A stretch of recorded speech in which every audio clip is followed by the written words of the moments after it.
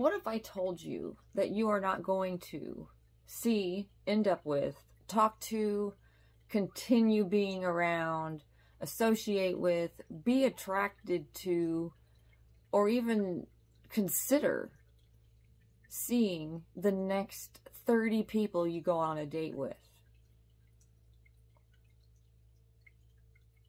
Would that determine how you go into it? Would that change any expectations? Would that thought maybe boost your confidence going in? Then there you go. Let's create some rituals around it. Let's see if we can't make that something that is just known and accepted, and now you know, and you're going to do it anyways because it's a numbers game, but it doesn't have to suck. You know it's going to happen. You know there's going to be ones you're not attracted to. All right. First thing, your attitude before you even get to the date, before you even walk out the door. What are you thinking about? Are you considering whether or not they're going to like you, whether or not you're going to like them, if you look good, what if you don't like them? Well, okay, I get that. I get it. We all go through that. However, what I want to do is get you to change that talk beforehand, because it's useless and it does nothing for us but cause anxiety. And then it puts a lot of pressure on the other person and us to like perform. So when I say you're not going to be attracted to the next 30 people you go on a date with, that doesn't mean you don't go. That means you go. That means you make it a good date. That means you enjoy time with somebody that you're getting to know. Whether or not they move into your future, they may end up being a really good asset as a friend, in your business, with something maybe your kids need down the road, or whatever the case. But they came into your life for a reason. So figure that out.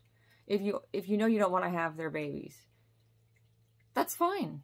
What else about them is awesome? Maybe make it a game to where you find one thing you like with every person you go out with, whether or not you end up with them. Try to figure out ways of changing your attitude before you even get there. If you know they have a horrible sense of humor and it might be a very dry humor evening, then maybe look into dry humor and see if you can't catch some of it, because you maybe are more entertained than you think. Doesn't mean you love them. Doesn't mean you want forever. It means you enjoyed a meal. That's what it means. It's a meal. It's a meal. It's food. You know how to eat food. You know how to talk to a person. Let's do that. Okay. Your behavior during the date. I said, would it change any expectations? Now I'm still talking about your behavior during the date. What are you expecting them to do? Do you expect that you will pay? Do you expect they will offer to pay? Do you expect they will pay? What are your expectations? If you don't voice these, or they don't know them, then how are they ever going to be able to live up to your expectations if they have no idea what the list is to begin with? But I'm hoping in going on this date, you've either chatted with them enough you know some things, and they may have an idea of how you want to be treated. Whatever gender, whatever you identify, it doesn't matter. You teach people how to treat you by allowing the behavior early. If they're constantly late and that drives you crazy, you speak on it. If they continue doing it and it's just a part of them and you decide, you know what, not a deal breaker, then that's it. You leave them alone. You know they're going to be late. You plan ahead for it. You tell them half an hour, an hour earlier on things. That's just how you do it with people that are late. You just do it. Yes, it's rude. Yes, it's inconvenient. And yes, it's a little selfish. But if that's one of their character traits, then there you go. So, your behavior during the date. What are your expectations? What do you think that they should do for you to like them? What are things that you are looking for? What signs are you looking for? Are you looking for they opened the door for me?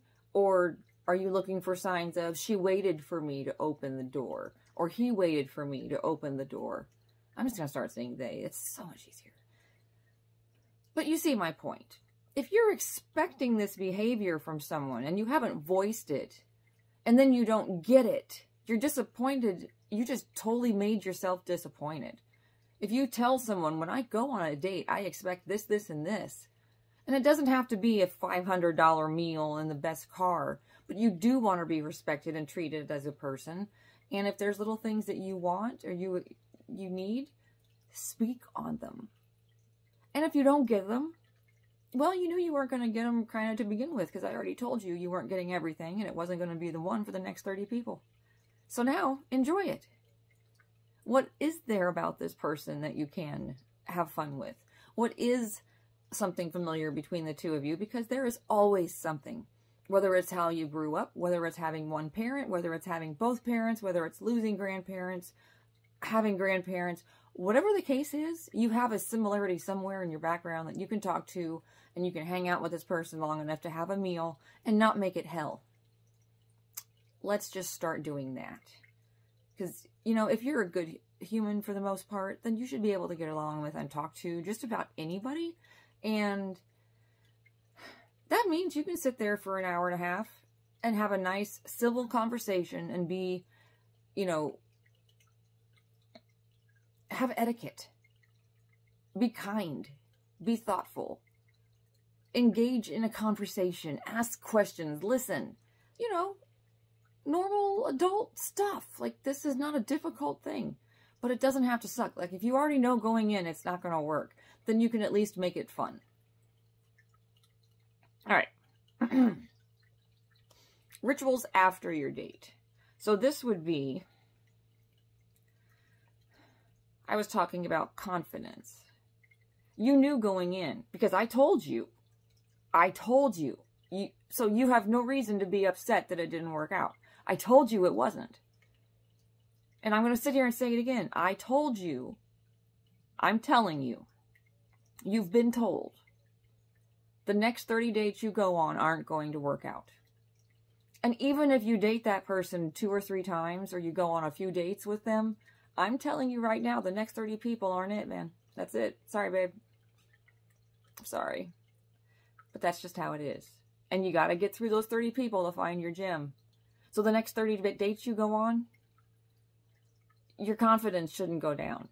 Your confidence should go up, because each time you go on one of these dates, I would hope that you would learn some people skills and how to deal with people with different characteristics or flaws that you don't like, or the triggering that's going to happen because you're going to see something in somebody else and you're going to say, oh, God, I don't like that about them.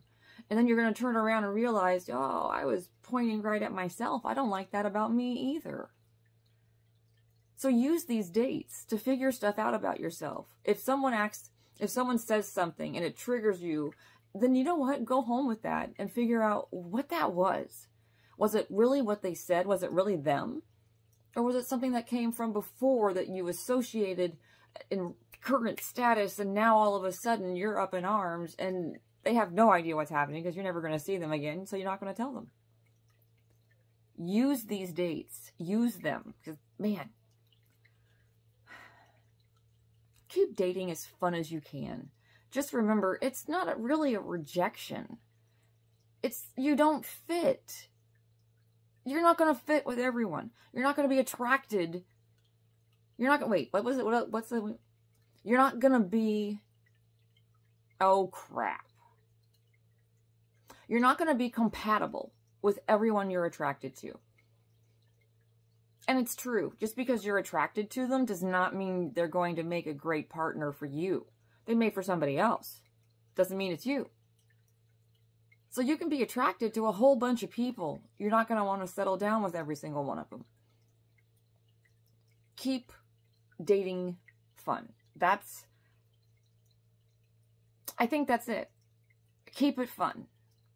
Keep it lighthearted until you decide to take into those extra steps. And if you go on it, if you see somebody for 2 or 3 months and you never see them again, you know what? Do you really care? 2 months out of all the months that you've had, this person robbed you of 2 full months after you broke up, that doesn't make sense. Short-term relationships are just that, short-term. That doesn't mean they were a failure. They were short-term. You weren't supposed to date them for any more than a few months because you learned the lesson and now you're moving on. Next. Not all relationships are failures, even if they weren't good, even if they were horrible, even. A relationship does not have to be a failure because it didn't last forever. I'm a firm believer in that, and, you know, I need to put one of those signs up and say, change my mind, because you won't. Relationships that don't last do not necessarily mean that relationship was a failure. That's it. So, keep dating fun. It can be if you let it. From my face to yours, I love you.